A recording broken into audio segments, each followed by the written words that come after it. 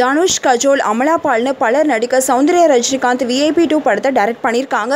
இந்த படம் இன்னையிலேருந்து தமிழகம் முழுக்க ரிலீஸ் ஆகுது. இந்த படத்தோட தெலுங்கு, ஹிந்தி பதிப்பையும் ஒரே சமயத்தில் வெளியிட வேணும் அப்படின்றதுக்காக தனுஷ் ஹைதராபாத், டெல்லி, கொச்சி, மலேசியான்னு பல இடங்களுக்கு போனார். ஆனால் படத்தை தமிழ்நாட்டில் அவ்வளவோ ப்ரொமோஷன் செய்யலை. அதுக்கான காரணம் என்ன அப்படின்றதும் தெரியல. ஹைதராபாத்தில் VIP 2 படத்தோட ப்ரமோஷனுக்காக ஒரு டிவி நிகழ்ச்சியில் பேட்டி கொடுத்த தனுஷ் கிட்ட தனிப்பட்ட முறையில் கேட்கப்பட்ட கேள்விகளால் அவர் கோவப்பட்டு அந்த பேட்டியிலிருந்து சட்டுன்னு எழுந்து போனார். அதுக்கப்புறமா அவரை சமாதானப்படுத்தி ஒரு வழியாக அந்த பேட்டியை நடத்தி முடிச்சாங்க. ஆனால் நான் ஏன் அப்படி நடந்துக்கிட்டேன்னு எனக்கே தெரில அப்படின்னு டெல்லியில் நடந்த ஒரு நிகழ்ச்சியில் ஹைதராபாத் பேட்டி பற்றி வருத்தப்பட்டார். தனுஷ் VIP 2 படத்துக்காக வெளி மாநிலம், வெளிநாடுன்னு பறந்து போனார். ஆனால் தமிழ்நாட்டில் மட்டும் மொத்தமாக சந்திக்காமல் ஒரு சிலர் மட்டும் தான் சந்திச்சார்.